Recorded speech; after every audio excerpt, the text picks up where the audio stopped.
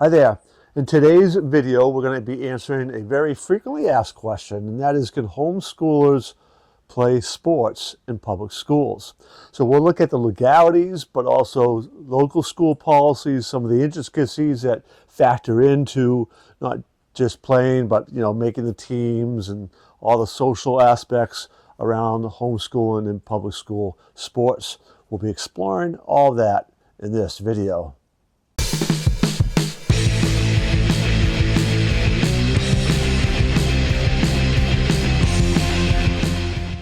First part of this video, we'll be exploring the legal issues surrounding public schools and participation for homeschool athletes. Then we'll be looking more around the school district's policies regarding that whole situation. Then we'll look at some of the off-season aspects and coaches' policies and the politics that are involved in team selection. Then we'll look at other options that are available for homeschool families who want their children participating in sports. And lastly, we will look at an athlete who did just that and went on to compete at high levels in his chosen sport. So some of the legal aspects that you need to be considering are, what are the state laws around participation of homeschool students in extracurricular activities in general, sports specifically. So many states, they have laws passed where homeschool students do have the right to be able to access extracurricular activities of any sort, including sports.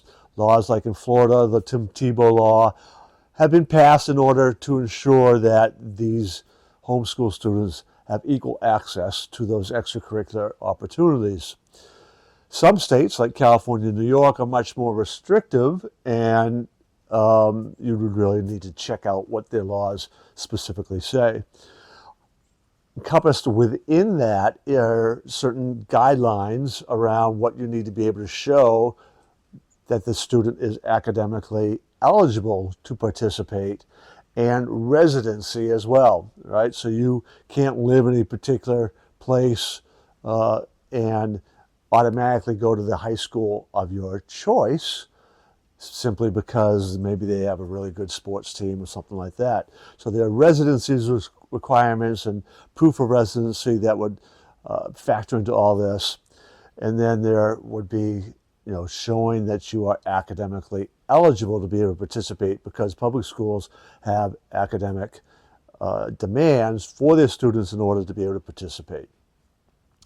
So going along with this then are the school policies, right? So each district might have policies related to academic expectations and how attendance factors in and what that would mean for a homeschool student. And so they have their own policies that would have to fit within the statewide policies, but it'd be important to understand what those policies are as well, so that you can make sure your child is meeting whatever expectations, whatever proof you need to show that they are both living within that school's district and their academic standing.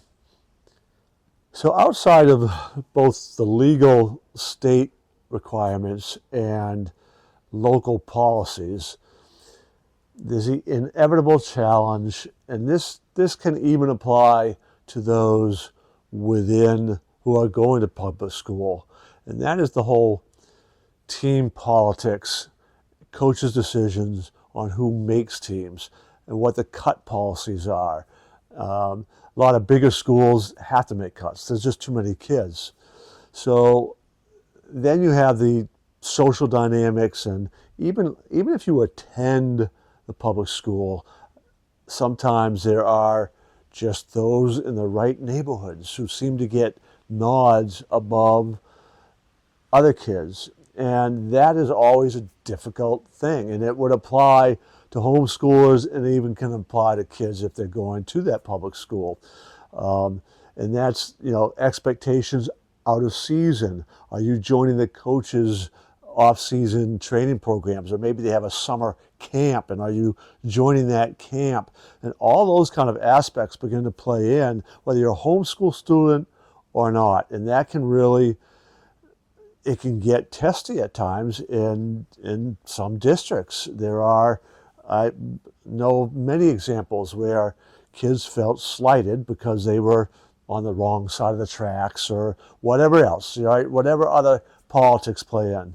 The bottom line also is, if you're really good, they'll find a way, right? So from a standpoint of being a homeschool student, if you're a really good athlete, they're going to find a way for you. And that, whether that's fair or just or any of those other words, that's the facts. And you want to kind of get, if you want your kid playing sports and having that experience at the high school level, you're going to want to not only know the legalities and the policies, but you're going to want to kind of get a feel from other parents, from the history, from the coach. You want to try to meet them. You want to get a sense of what is really going on in that whole selection process. Now, for homeschool students or other kids also, but it's what options are there outside of public school offerings. So some sports, you aren't going to get them in public school, right? So it may be that your public school doesn't even have a swim team, but your child's a great swimmer. So there's lots of options for people in sports such as that, or things like squash or team ice dancing. And there's all kinds of kind of Olympic style type sports that actually, in many cases, they're like colleges. If you're a really good squash player, there are some actual real opportunities in colleges because there are not a lot of college squash teams. So when they find a high school player who's good at squash, that can open up doors. But that's certainly not a high school sponsored team, probably just about anywhere. So those sort of sports, you're going to find opportunities outside public schools. The big sports, the major sports, there's even some interesting dynamics that are going on.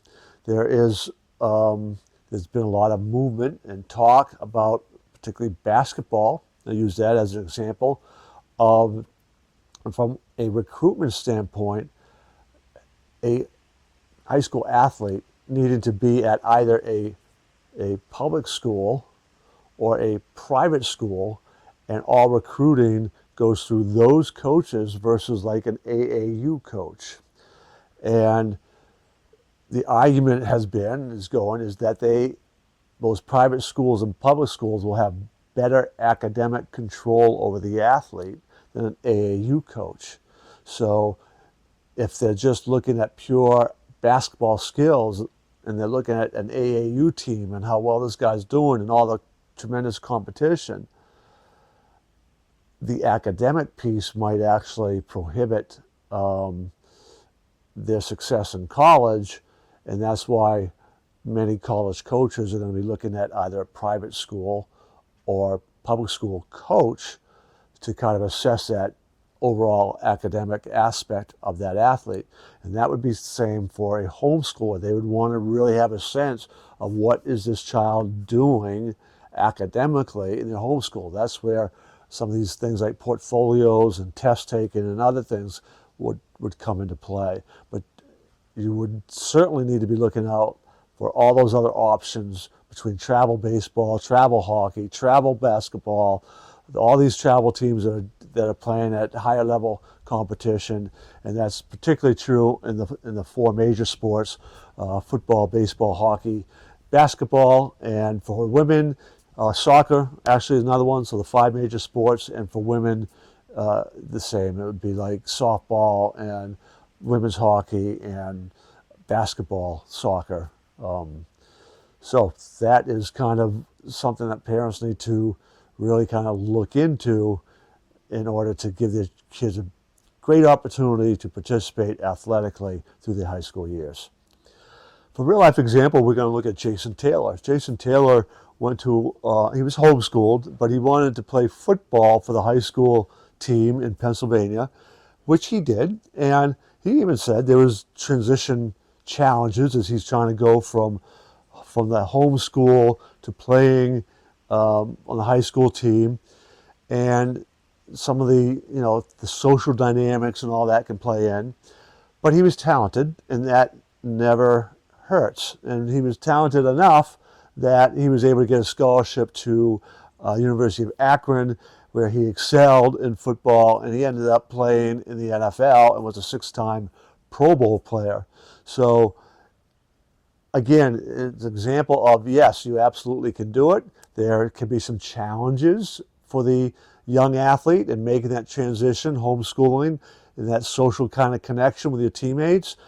And also, though, when you're good, that can really make all the difference. It's the real challenges are for those who love the sport, but just might be kind of a borderline kid.